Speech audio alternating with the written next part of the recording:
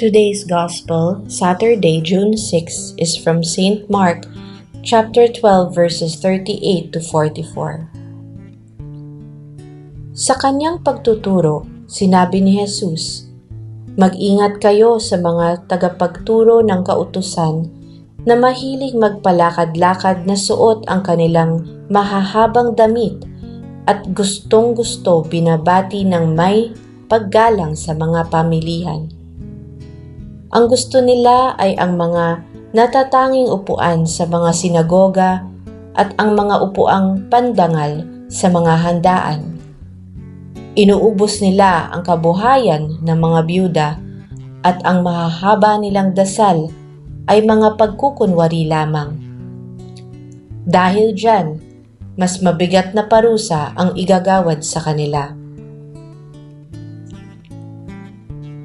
Naupo si Jesus sa tapat ng hulugan ng mga kaloob sa templo at pinagmasdan ang mga naghuhulog ng salapi. Napansin niyang maraming mayayaman ang naghuhulog ng malalaking halaga. Lumapit naman ang isang biyudang dukha at naghulog ng 2 salaping tanso. Tinawag ni Jesus ang kanyang mga alagad at sinabi sa kanila, "Sinasabi ko sa inyo, ang inihandog ng biyudang iyon ay higit na marami kaysa sa inihulog nilang lahat.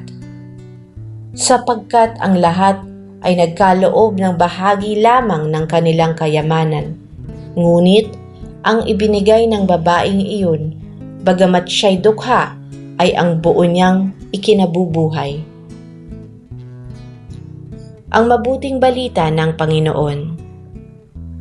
Today's faithful reflection is from Brother Vic Escandor, ang kalansing na umaalingaw-ngaw sa langit. Sa Ebanghelyo, parang may eksenang hininto ang mundo. Sa isang banda, naroon ang mga eskriba, nakasuot ng mahahabang damit, gustong binabati sa palengke, inuuna sa upuan, malakas magdasal pero lihim na inaabuso ang mahihirap. Sa kabilang banda, isang balong halos hindi mapansin, walang pangalan, walang posisyon, walang spotlight. Lumapit at naghulog ng 2 mumunting barya. Kalansing na halos hindi marinig, pero iyon ang umalingaw-ngaw sa langit. Sa Pilipinas, ang tagpong ito ay hindi lang kwento, reality natin ito. Sa Pilipinas, ang tagpong ito ay hindi lang kwento, reality natin ito.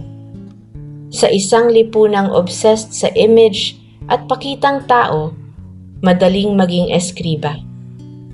Minsan, pati sa simbahan at serbisyong pampubliko, may temptation na mas mahalaga ang titulo, recognition at applause kaysa tunay na malasakit. Pati ang social media ay parang entablado, lahat documented, lahat may hashtag. Pero sa likod ng kamera, may mga pusong pagod at may mga sistemang hindi patas. At doon papasok ang balo. Siya ang larawan ng maraming Pilipino ngayon. Ang OFW na umiiyak sa airport, ang nanay na kumakalam ang sikmura pero inuuna ang anak, ang manggagawang kulang ang sahod pero patuloy na nagbibigay. They give not from excess but from sacrifice. Hindi sila headline, pero sa mata ng Diyos, sila ang bida. Ang tanong, kanino kayo kakampi? Sa mga taong feeling VIP o sa mga tahimik na nag-aalay ng lahat? Sa mundong maingay, sa pagpapakitang gilas, tinatawag tayo ni Jesus sa radikal na kababaang loob. Dahil sa kaharian ng Diyos, hindi volume ng barya ang mahalaga, kundi lalim ng puso at pagmamahal. Let us pray. Lord, teach us to love and to give sincerely not for recognition or admiration from others, but with hearts that are fully devoted and willing to offer everything to you. Amen. In the name of the Father, and of the Son, and of the Holy Spirit. Amen.